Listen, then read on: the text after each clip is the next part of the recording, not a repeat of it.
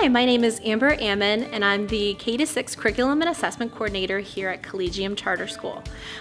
In this video series, I'm going to be the host of Parent University, and the purpose is to inform parents about curriculum and assessment related things going on in K-6. For our first video in this series, we're going to be focusing on flexible grouping. So we have some third grade teachers that are going to be showing you how they use flexible grouping in their math and English language arts classes.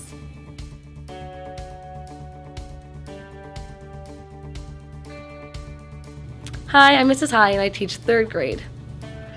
To group my students for math, I give a pre-assessment before the module. A module is like a unit of math and it usually lasts 5-6 weeks, and they have topics that kind of relate to each other in some way. So I give my pre-assessment and then I look at that data and I look for students' strengths, students' area of need, and then I group them accordingly. And then we get to the mid-module. And after I did the mid-module, which is kind of like the test in the middle of the unit, I look at that data and I say, okay, these students have similar strengths, these students still have areas of need that are similar, and I regroup. And then we get to the end of the module and I'll do the same thing again.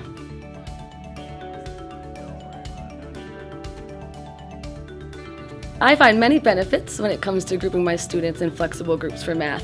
One of the benefits I love is that it allows me to work in small groups with my students. I can target in on the skills that they need that extra help on, and I can be right there and give them immediate feedback on how they're doing. And that signals for me what I need to do in the future as well to help them progress and master those standards.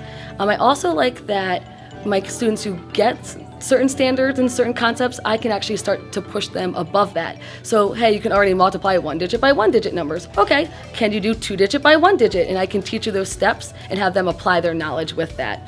Then I love that when they leave me, I really encourage them to own their learning. So when they go to other centers, they're in charge of completing their work, but then checking their work and asking themselves, hey, how am I doing with this?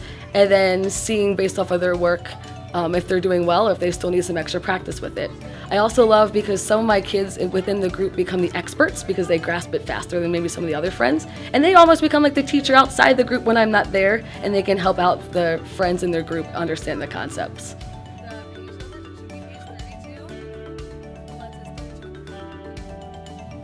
There are some benefits I find as a teacher when it comes to my flexible grouping for math. One is I love that I can work with them in a small group, and it, like I said earlier, it allows me to see exactly how they're doing right away. I can sit down right next to my small group of students and say, hey, here's where your mistake is. Let me help you try to fix that. And same with my students who need a challenge. I can say, hey, you already got this. Well, let's try this instead. Apply your knowledge.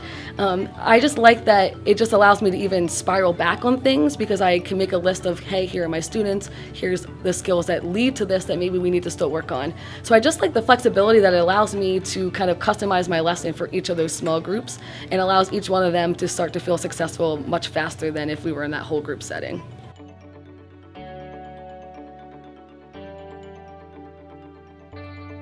Hi, my name is Mrs. Morganstern, and I'm a third grade teacher here at Collegium Charter School.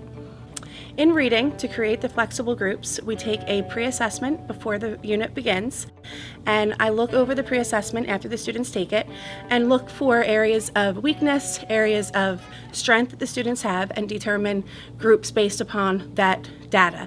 Then throughout the unit, I'll meet with my students individually and look again at the areas of strength and need and create my groups that way. And then throughout the unit, the groups are constantly changing. They're very flexible and fluid, so the students can kind of, they're working with other students. It just really depends on the areas that they need extra practice with.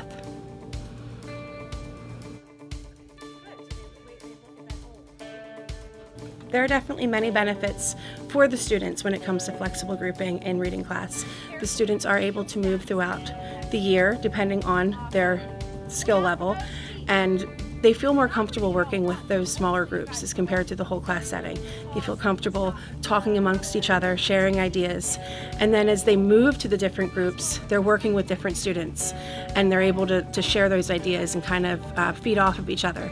And the students, the higher level students who are understanding those concepts, they're able to become the teacher and become the expert on what it is that we're learning in class. And then the other students are able to model that behavior from those students, which is always nice to see.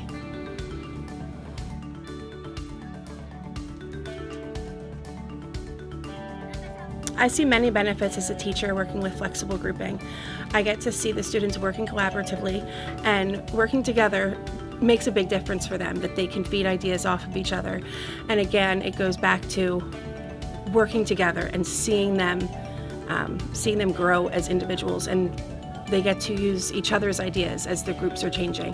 I get to work with them and really get to know them as a student when I'm able to work with them throughout the day. And even though the groups are changing, I'm still working on those individual needs. I also see the benefits of targeting specific skills. I can revisit skills when a student needs that extra practice. I can push a student ahead if they have mastered that concept. We can move ahead to a harder concept, or using that same concept but challenging them a bit more. Maybe the level of text is a little bit harder, or just how they have to respond to that skill, which is always nice to see, being able to push them even farther into that skill. They might have already mastered it, but it's actually getting them to see it in a different way, or to answer it in a different way. And then those students can also model that behavior to other students.